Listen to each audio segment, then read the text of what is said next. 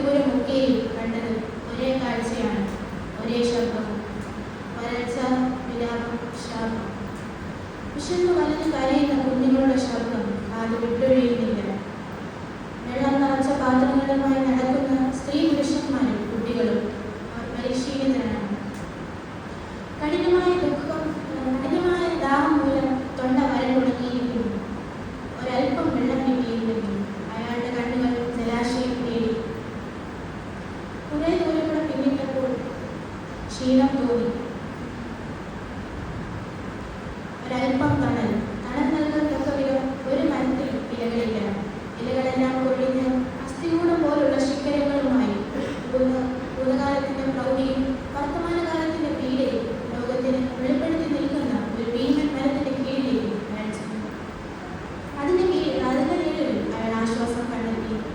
കുറെ ദിവസങ്ങൾക്ക് മുമ്പ് വരെ സുലഭമായി ജലം ലഭിച്ചിരുന്നു, സുഭിക്ഷമായി ആഹാരവും. കെരീത്ത് തോട്ടിലെ ശുദ്ധജലവും ആഹാബ് രാജാവിന്റെ രാജ്യബോധവും കാക്കകളുടെ സേവനവും. കഴിഞ്ഞ ദിനങ്ങളിൽ ദൈവം മഴത്തിലും സ്മരിച്ചു. മഴ നിന്നു പോയതിന്റെയും ഭീകരമായ വരൾച്ചയുടെയും കാരണം താനാണെന്ന ചിന്ത അയാളെ വേദനിപ്പിച്ചു. അത് ദൈവകോപമായിരുന്നു. ആഹാബിന്റെ മേലും ഇസ്മായേലിന്റെ മേലും ബാലആരാധകരെ മാറിയ സകല ഇസ്രായേലിയുടെ മേലും ഉയരത്തിൽ നിന്ന് വീണ കോപാഗ്നി. ഞാൻ ഒരു നിമിത്തം മാത്രം അയാൾ ആശ്വസിക്കുവാൻ ശ്രമിച്ചു. ഇനിയും ദീർഘദൂരം യാത്ര ചെയ്യേണ്ടതുണ്ട്. അല്പം വെള്ളം കിട്ടിയിരിക്കുന്നു. വെയിൽ കടുക്കുകയാണ്. നിഴലിന്റെ നീളം കുറഞ്ഞു വരുന്നു. സന്ധ്യയ്ക്ക് മുമ്പേ അയാൾ സാരഫാത്തിലെത്തി. യാത്രയിലുടനീളം താൻ കണ്ട വിജനത അവിടെയും അയാൾ സ്വീകരിച്ചു. പട്ടണവാദത്തിൽ കാവൽക്കാരൻ ആരുമില്ല. കാവൽ ആവശ്യമില്ലാത്ത രാജാക്കന്മാർ യുദ്ധത്തെക്കുറിച്ച് ചിന്തിക്കുക പോലും ചെയ്യാതിരുന്ന കാലഘട്ടം. അല്പദൂരം പിന്നിട്ടപ്പോൾ ഒരു സ്ത്രീ പാതയോരത്തുള്ള പറമ്പിൽ നിന്നും വിറക് പറക്കുന്നത് അയാൾ കണ്ടു. അയാളുടെ ഉള്ളിലിരുന്നും ആരോ മന്ത്രിച്ചു. ഇതാ ആ സ്ത്രീ, ഇവരുടെ അടുക്കലേക്കാണ് ഞാൻ നിന്നെ അയച്ചിരിക്കുന്നത്. അയാൾ ആ സ്ത്രീയെ അടിമുടി നോക്കി. മധ്യവയസ്കയാണ്. മുഖത്ത് ദേഷ്യവും നിരാശയും കളം കെട്ടി നിൽക്കുന്നു. എന്തൊക്കെയോ വെറുപെടുത്തുകൊണ്ട് അവൾ വിറക് പറക്കി കൂട്ടുകയാണ്. അയാൾ അവളുടെ അടുത്ത് ചെന്നു. അപരിചിതനായ ഒരു പുരുഷനെ കണ്ട് അവൾ ഒന്ന് ഞെട്ടി. കയ്യിലിരുന്ന വിറക് താഴെയിട്ടു. അല്പം പുറകോട്ട് മാറി അയാളെ സൂക്ഷിച്ചു നോക്കി. നീണ്ടു വളർന്ന താടിയും മുടിയും, പിഞ്ചിത്തുടങ്ങിയ ഇളപ്പൂവായും, അഴുകു പിരണ്ട വാണ്ട്. താടിയിലും മുടിയിലും ചെമ്മണ്ണും ഒട്ടിപ്പിടിച്ചിരിക്കുന്നു. ദീർഘയാത്ര ചെയ്ത ലക്ഷണം. മുഖത്ത് ക്ഷീണം പ്രകടമാണെങ്കിലും അയാളുടെ കണ്ണുകളിൽ ഒരു പ്രത്യാശ, ദിവ്യത്വം ദർശിച്ചു. അബ്രഹാമിന്റെയും ഇസ്ഹാക്കിന്റെയും യാക്കോബിന്റെയും ദൈവം എന്നെ അനുഗ്രഹിക്കട്ടെ. അയാൾ അവളോട് പറഞ്ഞു.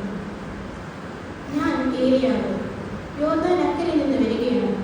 കുടിക്കാൻ അല്പം വെള്ളം വേണം. അല്ലാത്തതെന്തോ കേട്ടതുപോലെ അവളുടെ മുഖം വിവരണമായി. അത് വിക്കി എന്തോ പറയാൻ ശ്രമിച്ചെങ്കിലും പൂർത്തീകരിക്കാതെ അവൾ തിരിഞ്ഞു നടന്നു. പെട്ടെന്ന് ഏലിയാവ് ഇങ്ങനെ പറഞ്ഞു. വരുമ്പോൾ ഒരപ്പം കൂടെ കൊണ്ടുവരണം. വിശപ്പ് സഹിക്കാനാവുന്നില്ല. അവൾ ഞെട്ടിത്തിരിഞ്ഞു. ആ മുഖത്ത് കോപവും ദേഷ്യവും അമർഷവും ഇടകലർന്നിരുന്നു. അവൾ ഉച്ചത്തിൽ വിളിച്ചു പറഞ്ഞു. അത് ആ കാണുന്നതാണ് എൻ്റെ വീട്. നീ വിശ്വസിച്ചാലും ഇല്ലെങ്കിലും ഒരപ്പം ഉണ്ടാക്കാനുള്ള മാവും അതിനാവശ്യമായ എണ്ണയും മാത്രമേ എൻ്റെ പക്കലുള്ളൂ. ഈ വിറക് ഉപയോഗിച്ച് ഒരപ്പം ഉണ്ടാക്കി കഴിച്ചിട്ട് ഞാനും